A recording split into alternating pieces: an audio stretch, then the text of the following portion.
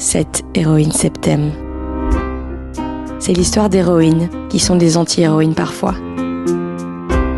C'est l'histoire de guerrières de l'ordinaire, de battantes du quotidien. C'est l'histoire de fêlures qui craquaient le vernis de nos existences et d'armures que l'on se construit parfois pour traverser les tempêtes de nos vies.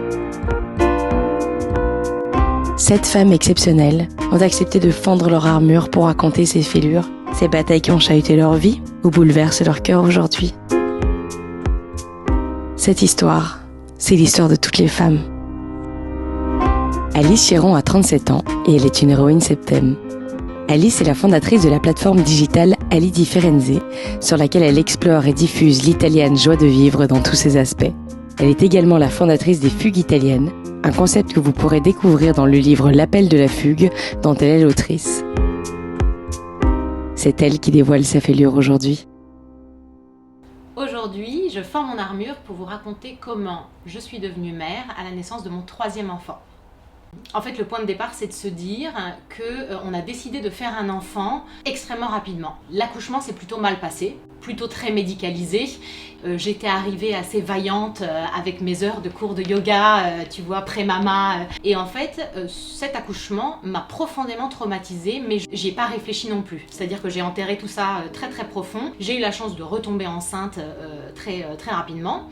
Et en fait, j'ai eu une césarienne pour cet enfant-là. L'expérience s'est un tout petit peu mieux passée, mais en fait, je me suis rendu compte à ce moment-là que le problème des 2 accouchements, c'est qu'il y avait un manque d'humanité absolument total. Et du coup, nous qui avions toujours voulu un 3e enfant, on n'en a plus jamais parlé. C'est un moment, par contre, où moi, je me suis énormément construite personnellement, qui était qu'un embryon de projet que j'avais lancé de mon côté, a commencé à prendre de l'ampleur. Et plus que prendre de l'ampleur, c'est surtout que moi, j'ai trouvé un sens en fait dans ce que je faisais. Quelques années plus tard, en fait, j'étais bien.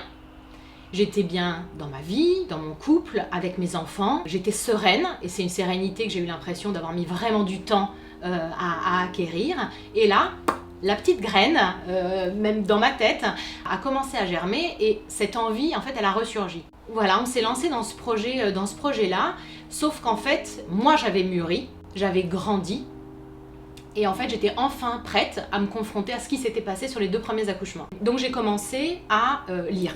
Apprendre ce que c'était qu'un accouchement physiologique, apprendre ce que c'était qu'un corps dans une phase de grossesse, qu'un corps qui accouche, et en fait devenir complètement boulimique d'informations sur ce qui pouvait éventuellement se passer pour me préparer. Moi, j'ai vraiment eu besoin de me créer une armure en fait de connaissances pour être prête à réfléchir et à avoir un point de vue sur tout ce qui pouvait se passer. Je suis partie en quête, comme Indiana Jones, à la recherche en fait d'une structure, d'une personne qui soit capable de m'accompagner sur ce chemin-là et de faire que cette expérience soit celle en fait que je méritais de vivre. Et je me suis fait accompagner par une doula qui a été très précieuse parce que ça a été un peu...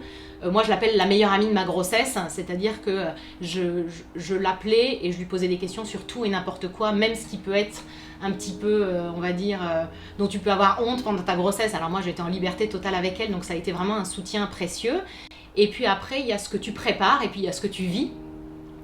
Et s'il y a bien un truc que tu peux pas maîtriser dans ta vie, c'est bien l'accouchement, c'est-à-dire que tu peux maîtriser tes connaissances, tu peux essayer de préparer ton corps, tu peux faire beaucoup de choses en préparation mentale, mais après quand tu vis l'expérience, ce qu'il faut faire c'est l'inverse, c'est qu'il faut que tu éteignes ton cerveau et que tu partes, que tu fasses le plus grand saut dans le vide que tu sois capable de faire. En fait, j'ai repoussé vraiment, je pense, les limites personnelles que je pensais avoir.